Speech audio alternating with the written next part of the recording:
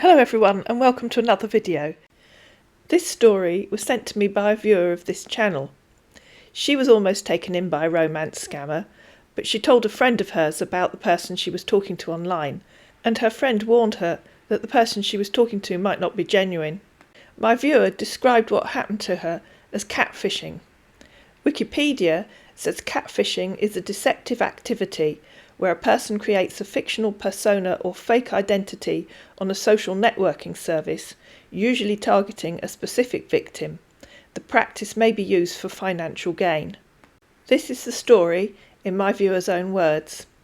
She said, "I was scrolling on my Facebook and noticed a friend request that had been sent to me 3 weeks earlier. I'm not on any dating sites or anything, so I assumed it was probably a friend of a friend. My alter egos receive frequent friend requests. They receive them every time they post a public comment on a site such as the BBC Facebook page, USA Today Facebook page, The Guardian Facebook page, any public Facebook page. Something that my real personal account never does." My viewer continued, "I opened it and I was blown away by an absolutely gorgeous man with a navy blue shirt, dark blue sunglasses and a cup of coffee in his hand. My heart skipped a beat and then I read his name, David Flukes Hill. OMG, I thought, and read his beautiful message." The scammers will often introduce themselves with a flattering message. This is one that was sent to my alter ego just a few days ago. It says, "So sorry for infringing on your privacy. I was looking upon a friend and I came across your profile, which caught my attention, and decided to send a friendly text. Hope you ain't angry." My viewer continued, "Wow, there was no way that I wasn't going to be a friend to him, so I clicked accept. I dove into his impeccable profile and saw 2 beautiful dogs, obviously an animal lover, sexy sporty car, oil rig engineer and executive in Bitcoin as a second career. I mean, this guy was to die for." There are 2 red flags in that last paragraph: an oil rig engineer and a Bitcoin dealer. Those are 2 very, very common profiles that the scammers will use. I'm not saying that there aren't any genuine oil rig engineers and genuine Bitcoin dealers, because I'm sure there are, but be very careful if you see those things in someone's profile.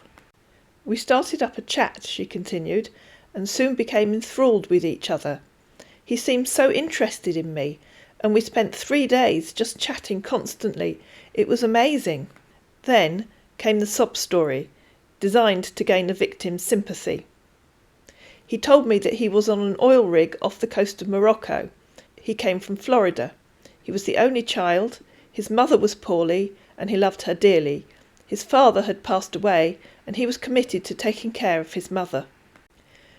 We shared photos, some secrets, laughed a lot. It was pure bliss.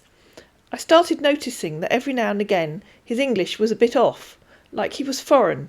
He seemed to lapse, and he started opening messages with simple unmeaning statements or questions, and answering my posts with awe or wow all the time. If I had £1 for every time a scammer has said awe or wow to me, I wouldn't be sitting at home making YouTube videos. I'd be on a beach in the Caribbean somewhere." "When it became frustrating for me," my viewer continued, "I would threaten to end the chat. He would beg me to stay and then send me long, deep love poems that I just knew were copies of badly written, disjointed English, and then beg for my undying love. If the person that you're talking to starts sending you poems, well written or otherwise, copy and paste a few lines into Google. You'll often find that the well-written ones come from sites such as Messages for Your Girlfriend, and the badly written ones are often taken from fake profiles on dating websites." She then listed some of the excuses that he came up with. "I'm so sorry, my love. It is just so difficult for me at the moment. You see, I'm very stressed. My mother has been diagnosed with cancer and I love her so much." And another time it was that he was stressed because he had not received any wages from his work for several months. Then there was the quest to come to me after his work on the rig was finished. 2 red flags in there. African scammers make frequent use of the word stressed. They'll ask you what you do at work and will frequently say, "I hope you're not stressed, my love." And of course, telling his potential victim that he hadn't received any wages was grooming her to gain her sympathy so that he could ask her for money at a later time. She told me I had confided in a friend of mine about this beautiful man that I had met on Facebook, and she warned me of cat scammers, to which I was horrified and refused to believe. So she sent me some videos to watch. Everything began to make sense. I had been set up for the big scam. He had 3 plans in place: his mother, his unpaid wages, and coming to be with me. I was gutted. I couldn't believe that this beautiful man wasn't who I thought he was. The man whose photos I stared at every day wasn't real. I decided to play along with his game, partly because I wanted to see how he was going to execute it, and partly because I didn't want the dream to end. I asked him to video chat me, and he said that he was working on private property and he wasn't allowed to do video chats. Then I asked him to just do a regular call, to which he replied that I would find that he had a slight accent, due to the fact that he spent many years out in Saudi Arabia with his engineer father as a boy. Another thing to be wary of here is that some scammers will call through on Hangouts or other social apps and play you a video rather than showing their own faces. The day he called me was like a bomb going off in my head. His voice was that of some creepy, squeaky little Indian or Nigerian person speaking to me from some dark hole somewhere. I was horrified. This was the man I had given my heart to and believed he was my soulmate.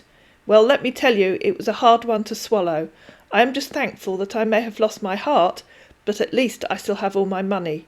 Wow, that was an experience I don't think I will ever fall for again. I'd like to thank my viewer for having the courage to tell her story as a warning to others. I hope you found this video useful. If you did, please like it, please share it, please subscribe to my channel, and I'll see you again in another Keep Safe on the Net video on YouTube.